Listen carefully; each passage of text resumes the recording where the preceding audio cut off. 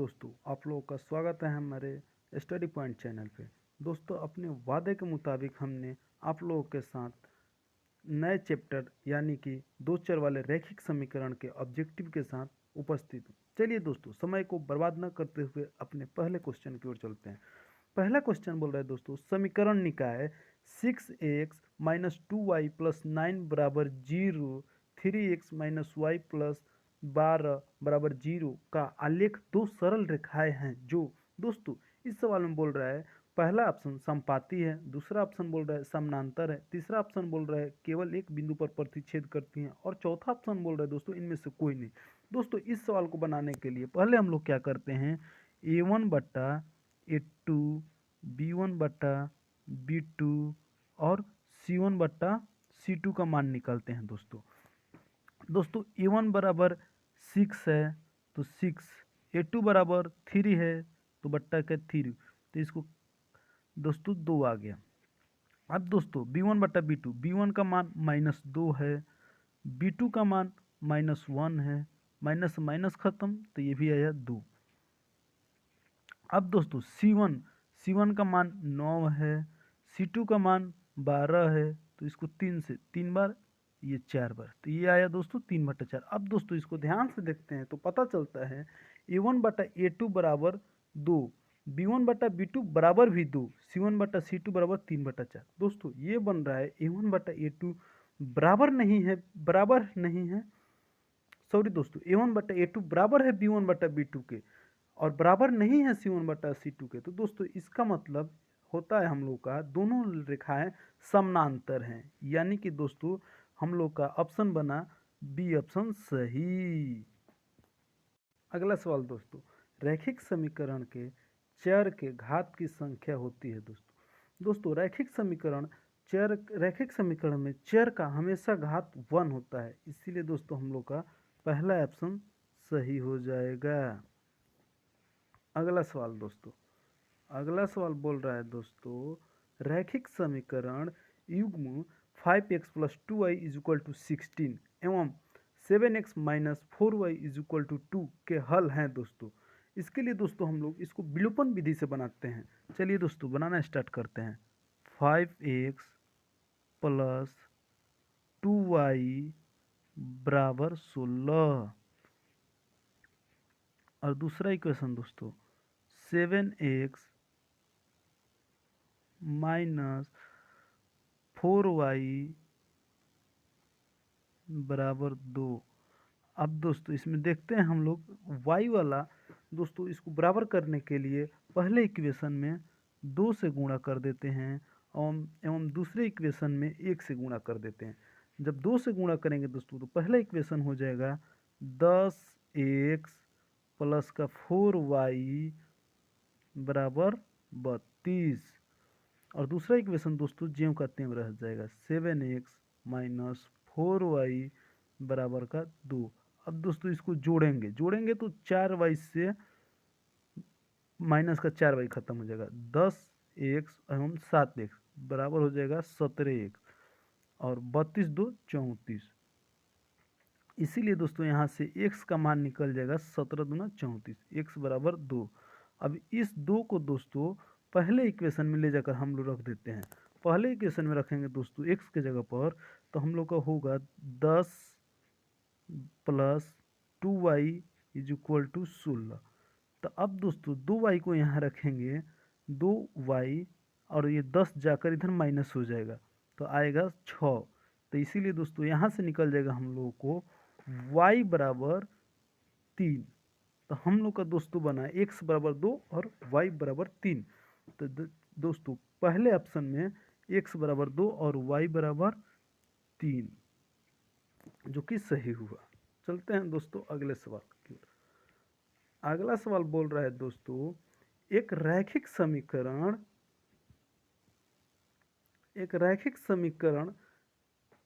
का घात होगा।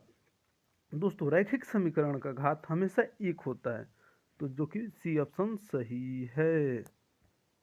अगला सवाल बोल रहा है दोस्तों, के किस मान के लिए समीकरण x प्लस 2y बराबर 7 तथा 2x प्लस के वाई बराबर 14 संपाती होगा। संपाती होने के लिए दोस्तों हमेशा a1 बटा a2 बराबर होता है b1 बटा b2 के।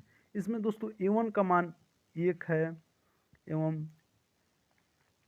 b1 का मान 2 है और यहाँ पे दोस्तों a2 का मान 2 है और b2 का मान k है। अब दोस्तों यहाँ इसको लाकर रखते हैं a1 बटा a2 यानी कि a1 का मान 1 a2 का मान 2, तो ये आया दोस्तों। और इसको बराबर करते हैं b1 बटा b2 के। b1 का मान 2 और b2 का मान k।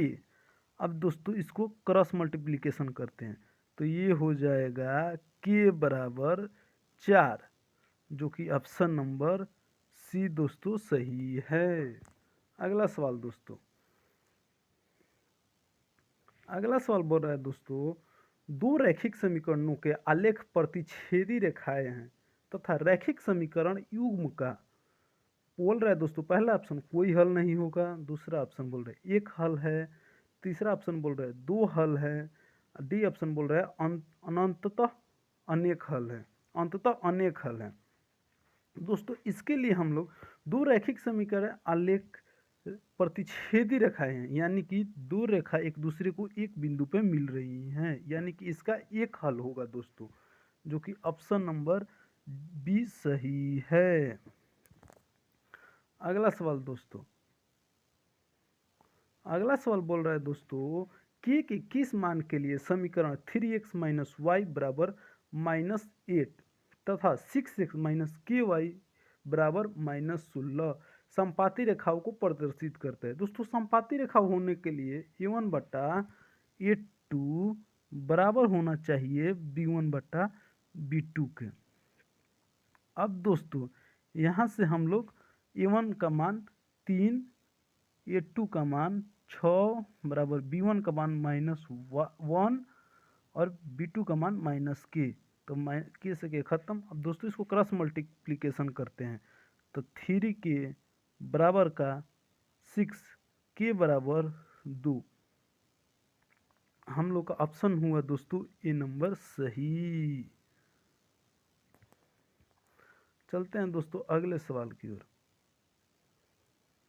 अगला सवाल बोल रहा है दोस्तों, हम लोग का अगला सवाल, दो रैखिक समीकरणों के आलेख समानांतर रेखाएं हैं तब रैखिक समीकरण युग्म का।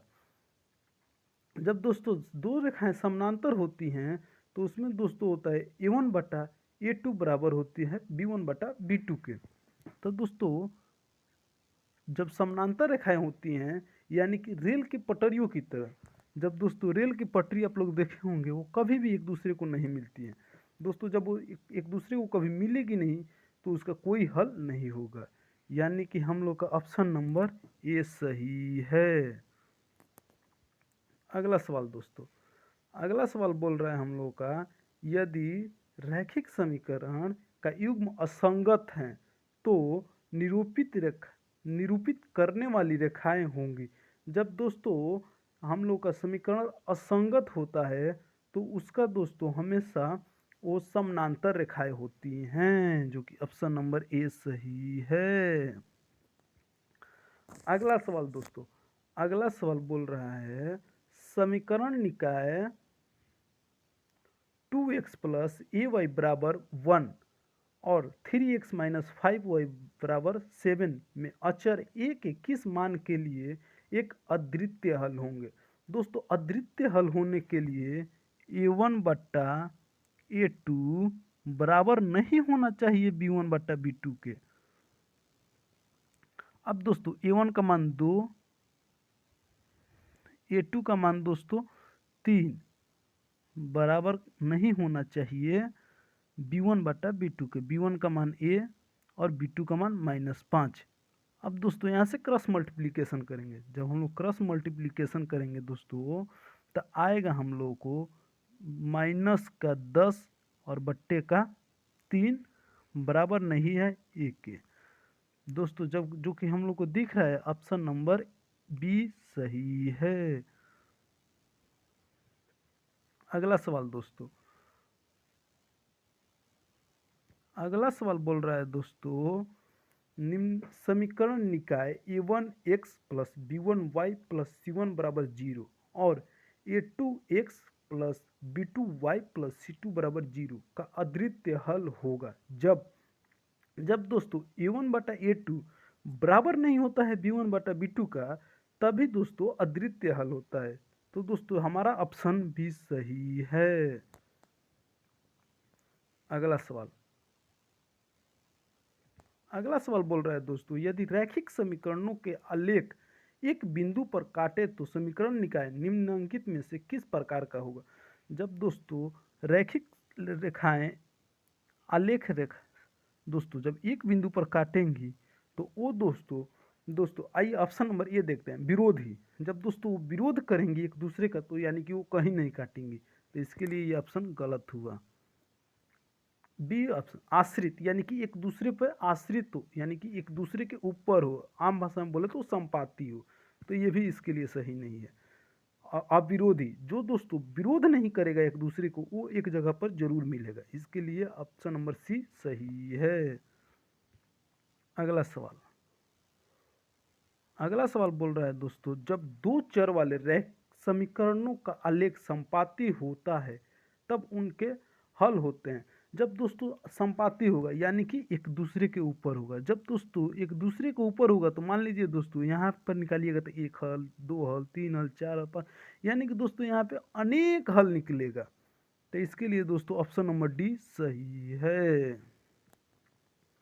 अगला सवाल बोल रहा है दोस्तों, युग्म समीकरण a1x प्लस b1y बराबर c1 और a2x प्लस b2y बराबर c2 के अनंत हल होंगे।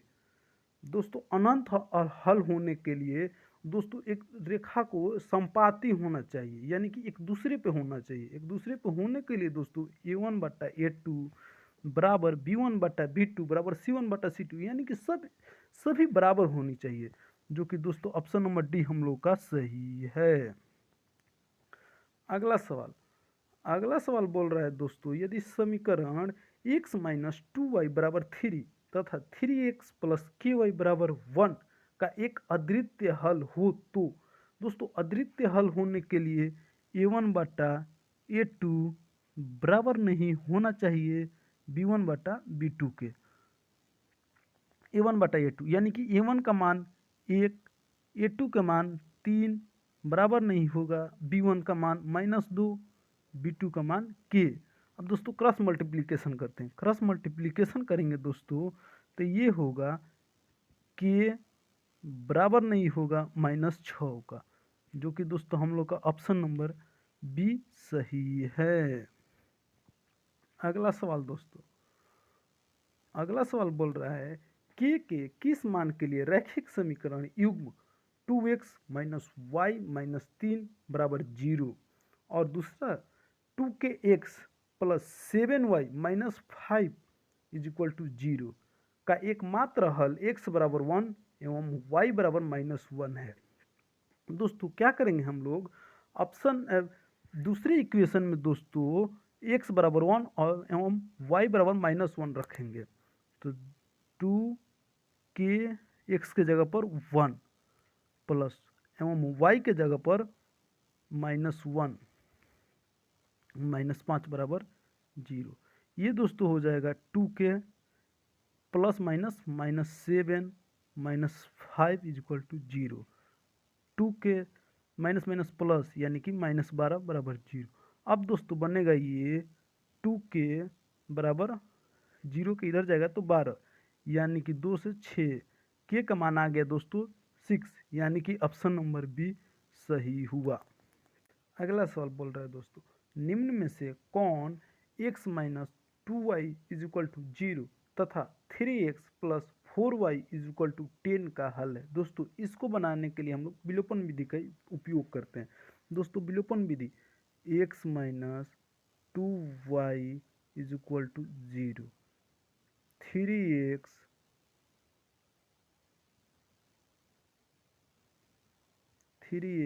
प्लस 4y बराबर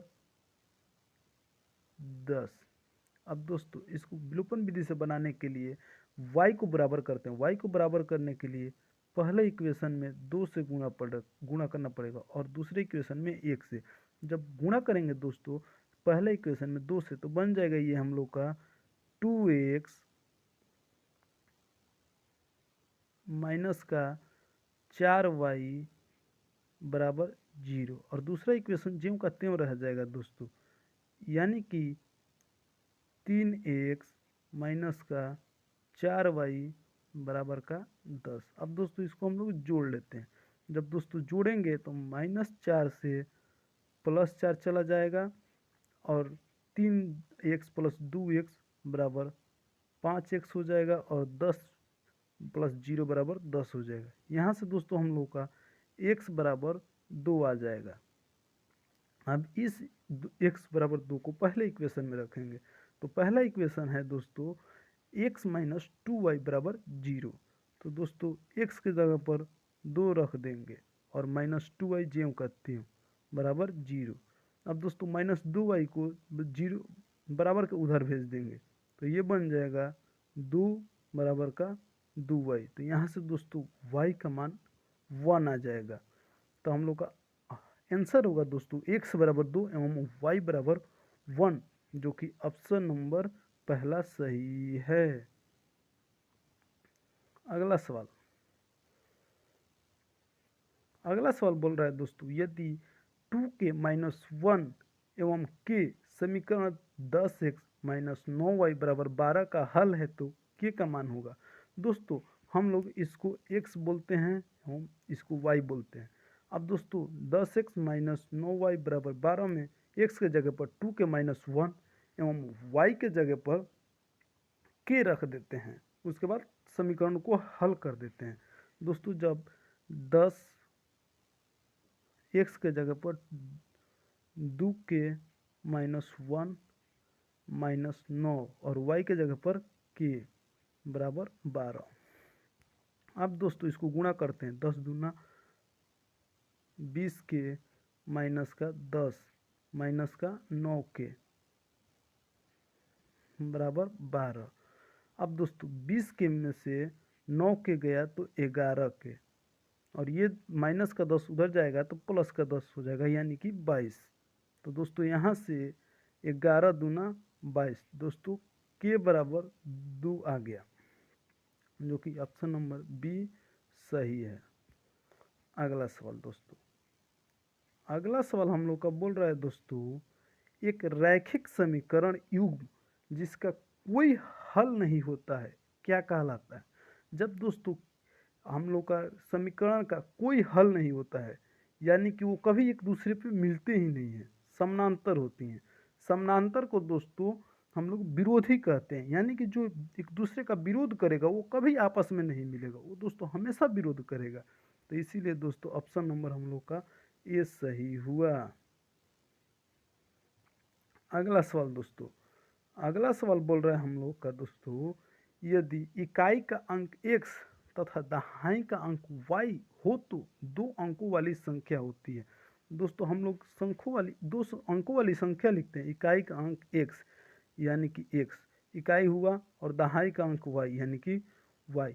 तो ये दोस्तों हम लोग को संख्या बनेगी yx। तो दोस्तों पहले इकाई वाले में 1 से गुणा करते हैं एवं दहाई वाले में 10 से गुणा करके इसको जोड़ते हैं दोस्तों, यानी कि हम लोग का बनना 10y प्लस का x, जो कि ऑप्शन नंबर बी हम लोग का सही है। अगला सवाल दोस्तों, यदि समीकरण kx minus 5y is equal to 2 तथा 6x plus 2y is equal to 7 के कोई हल ना हो तो दोस्तों कोई हल नहीं होता है यानी कि वो समानांतर होता है। समानांतर होता है यानी कि दोस्तों a1 बट्टा a2 बराबर होता है b1 बट्टा b2 के। दोस्तों a1 का मान k है, a2 का मान 6 है बराबर b1 का मान माइनस का 5 है और b2 का मान 2 है। अब दोस्तों इसको क्रॉस मल्टीप्लिकेशन करते हैं। क्रॉस मल्टीप्लिकेशन करेंगे दोस्तों तो हम लोग का बनेगा k बराबर माइनस का 30/2। अब 2 से कटाएंगे दोस्तों तो 15 बार, यानी कि के का मान -15, जो कि ऑप्शन नंबर दोस्तों हम लोग का डी सही है।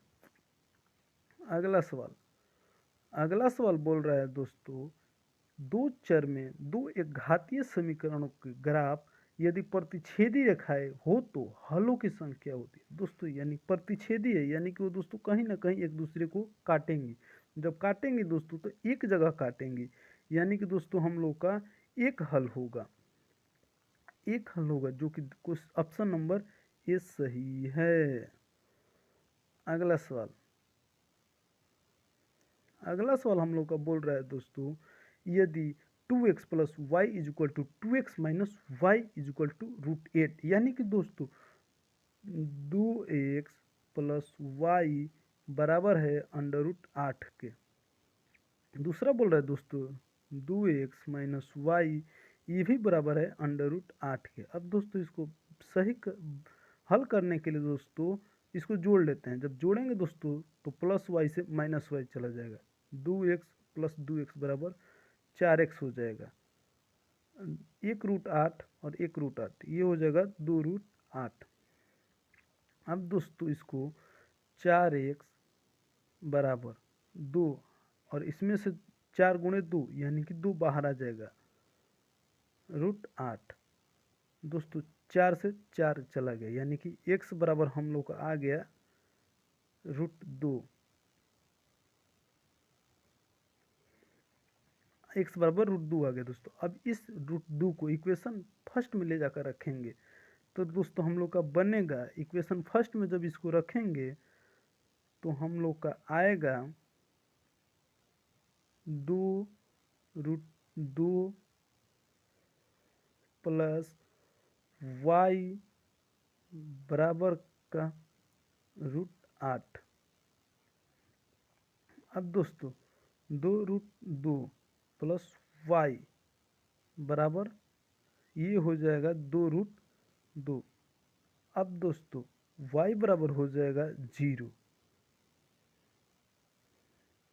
जो कि हम लोग का ऑप्शन नंबर सी सही है। अगला सवाल बोल रहा है, निम्न में से कौन 6x माइनस 2y बराबर 0 तथा 10x प्लस 2y बराबर 32 का हल है। दोस्तों इसको विलोपन विधि से बनाते हैं।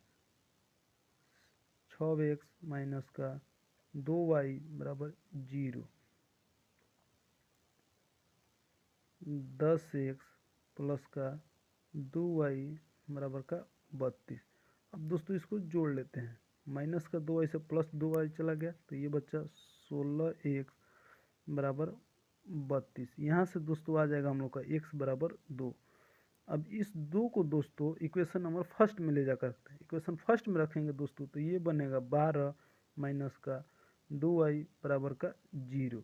अब दोस्तों माइनस 2y को बराबर के बाहर भेजेंगे तो 2y हो जाएगा, तो 12 बराबर 2y। यहाँ से आ जाएगा दोस्तों y का मान 6। तो हम लोग का हल हुआ दोस्तों x बराबर 2 एवं y बराबर 6, जो कि ऑप्शन नंबर बी सही है। समानांतर होने के लिए रेखाएं को a1 बटा a2 बराबर होना चाहिए b1 बटा b2 के। a1 का मान दोस्तों यहाँ पे है 4, a2 का मान है 12 बराबर b1 का मान है p, b2 का मान है 9। अब दोस्तों इसको हम लोग क्रॉस मल्टीप्लिकेशन करते हैं। क्रॉस मल्टीप्लिकेशन करेंगे दोस्तों तो हम लोग का आएगा p बराबर 36/12, यानी कि 12×3 36। हम लोग को दोस्तों आएगा p का मान 3। चलिए दोस्तों ऑप्शन में देखते हैं। ऑप्शन दोस्तों हम लोग का बोल रहा है बी ऑप्शन में p बराबर 3 दिखाई दे रहा है, जो कि हम लोग का सही हुआ। चलिए दोस्तों आज के लिए धन्यवाद। फिर दोस्तों हम अगले दिन मिलेंगे अगले चैप्टर के ऑब्जेक्टिव के साथ। तब तक के लिए दोस्तों धन्यवाद। जय हिंद।